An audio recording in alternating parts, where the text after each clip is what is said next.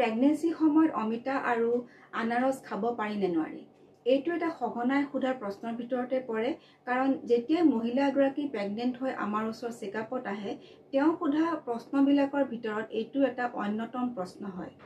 নমস্কাৰ, মই ডক্টৰ মমতা শৰ্মা, এগৰাকী স্ত্ৰী আৰু প্ৰসূতি ৰোগ বিশেষজ্ঞ। গতিকে আমি আজি জানো আহক, প্ৰেগনেন্সিৰ সময়ত আপুনি অমিতা আৰু আনাৰস খাব পাৰিব নোৱাৰে। অমিতা আমি দুই ধৰণে পাওঁ, পকা আৰু কেঁচা হিচাপে। পকা অমিতাবিধ এবিধ অতিকৈ গুণকাৰী খাদ্যবস্তু হয়, কাৰণ ইয়াত বিভিন্ন ধৰণৰ ভিটামিন ভৰপূৰ পৰিমাণত থাকে। যেনে ধৰক vitamin A, B, C, vitamin K, vitamin folic acid ইত্যাদি। আৰু এই গোটেইবিলাক ভিটামিনে গৰ্ভস্থ সন্তানটিৰ মগজুৰ বিকাশ, চকুৰ বিকাশ আৰু লগতে অভাৰঅল ডেভেলপমেণ্টৰ কাৰণে খুবেই দৰকাৰী হয়। ইয়াৰ লগতে মাতৃগৰাকীৰ কাৰণেও এইবিলাক খাদ্যপান অতি দৰকাৰী হয়, কাৰণ তেওঁৰ ইমিউনিটি বুষ্টিঙৰ কাৰণে, আইৰণ এবজৰ্পশ্যনৰ কাৰণে আৰু লগতে কোলাজেন চিন্থেচিছৰ কাৰণে ভিটামিন চিকে ধৰি অন্যান্য ভিটামিনবিলাক অতিকে দৰকাৰী হয়। আৰু যিসকল মহিলাৰ প্ৰেগনেন্সিৰ সময়ত কনষ্টিপেশ্যনৰ প্ৰব্লেম হয়, বা যিসকল মহিলাৰ IBS বা ইৰিটেবল বাৱেল চিণ্ড্ৰম থাকে, তেওঁলোকৰ কাৰণেও এই পকা অমিতা অতিকে গুণকাৰী খাদ্যবস্তু হয়, কাৰণ ইয়াত যথেষ্ট পৰিমাণে ফাইবাৰ থাকে। এতিয়া কেঁচা অমিতাৰ বিষয়ে ক'বলৈ গ'লে, কেঁচা অমিতাত লেটেক্স আৰু পেপেইন নামৰ দুবিধ পদাৰ্থ থাকে। যেতিয়াই কেঁচা অমিতা কটা যায়, তাৰ পৰা গাখীৰজাতীয় এবিধ পদাৰ্থ ওলায়, আৰু ইয়াকেই লেটেক্স বুলি কোৱা হয়। আৰু এই লেটেক্সতে পেপেইন নামৰ এবিধ এনজাইম থাকে, আৰু এই এনজাইমবিধে প্ৰটিন ব্ৰেকডাউনত সহায় কৰে, অৰ্থাৎ এই প্ৰটিন হজম কৰিবৰ কাৰণে বা ডাইজেষ্ট কৰিবৰ কাৰণে সহায় কৰে। কিছুমান পৰীক্ষাৰ পৰা দেখা গৈছে যে এই পেপেইন নামৰ এনজাইমবিধে কেতিয়াবা অক্সিটচিন আৰু প্ৰষ্টাগ্লেণ্ডিন হৰমনৰ নিচিনা কাম কৰে, অৰ্থাৎ এই গৰ্ভৱতী মহিলা এগৰাকীৰ ইউট্ৰাইন কন্ট্ৰেকশ্যন আনিব পাৰে। যদিহে গৰ্ভৱতী মহিলা এগৰাকীয়ে বিশেষকৈ আৰ্লি প্ৰেগনেন্সিত বেছিকৈ কেঁচা অমিতা খাই দিয়ে, তেতিয়াহ'লে এটা সম্ভাৱনা থাকে যে তেখেতৰ ইউট্ৰাইন কন্ট্ৰেকশ্যন আহি এবৰ্চন বা প্ৰিটাৰ্ম লেবাৰ হ'ব পাৰে।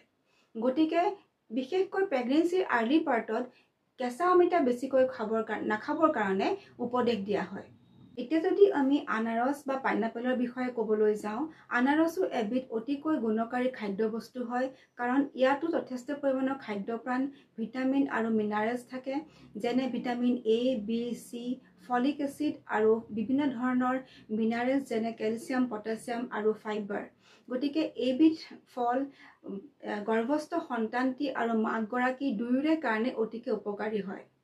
কিন্তু আনাৰসতো ব্ৰমেলিন নামৰ এবিধ এনজাইম থাকে, আৰু এইটোৱে ভয় কৰা হয় যে প্ৰেগনেন্সিৰ প্ৰথম অৱস্থাত যদিহে মহিলা এগৰাকীয়ে বেছিকৈ আনাৰস খাই দিয়ে, তেনেহ'লে তেখেতৰ এবৰ্চন হোৱাৰ সম্ভাৱনা থাকে। আৰু আনাৰসে এচিড ৰিফ্লাক্স আৰু গেষ্ট্ৰাইটিছ কৰে। গতিকে যদিহে আনাৰস প্ৰেগনেন্সিৰ সময়ত খোৱা যায়, তেতিয়াহ'লে সদায় বেলেগ এটা খাদ্যবস্তু খাই পেলাই আহাৰ খোৱাৰ পিছত খাব লাগে, আৰু যিমান পৰা যায় মডাৰেট কোৱান্টিটিত খাব লাগে, কাৰণ ই গেষ্ট্ৰাইটিছ কৰে, আৰু প্ৰেগনেন্সিৰ সময়ত এনেও গেষ্ট্ৰাইটিছ বা এচিডিটি বেছিকৈ হয়। গতিকে আমি দেখিলোঁ যে পকা অমিতা আৰু পকা আনাৰস দুয়োবিধ ফলেই অতিকৈ উপকাৰী খাদ্যবস্তু হয়, কিন্তু কেইটামান উপদেশ আপোনালোকে মানি চলিব লাগিব। সেইকেইটা হৈছে যে যেতিয়াই পকা আনাৰস বা পকা অমিতা খাব, সেইটো কম পৰিমাণে অলপকৈ খাব লাগে, একেবাৰতে বেছিকৈ খাই দিব নালাগে, আৰু তেতিয়াহে ইয়াৰ পৰা যিখিনি ভাল ফল পোৱা যায় সেইখিনি আপোনালোকে পাব পাৰিব।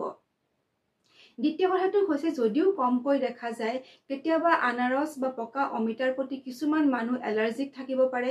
গতিকে যিসকল মহিলাৰ প্ৰেগনেন্সিৰ আগতে অমিতা বা আনাৰসৰ প্ৰতি তেওঁলোকৰ এলাৰ্জিক ৰিয়েকশ্যন হৈছিলে, তেওঁলোকে গৰ্ভাৱস্থাৰ সময়ত যিকোনো সময়তে এই দুবিধ ফলেই নোখোৱাটোৱে ভাল হ'ব। গতিকে এইখিনি উপদেশে যদি আপোনালোকক কামত আহে আৰু ভাল লাগিছে, তেনেহ'লে এই ভিডিঅ'টো শ্বেয়াৰ কৰিব, লাইক কৰিব আৰু ফ'ল' কৰিব। ধন্যবাদ।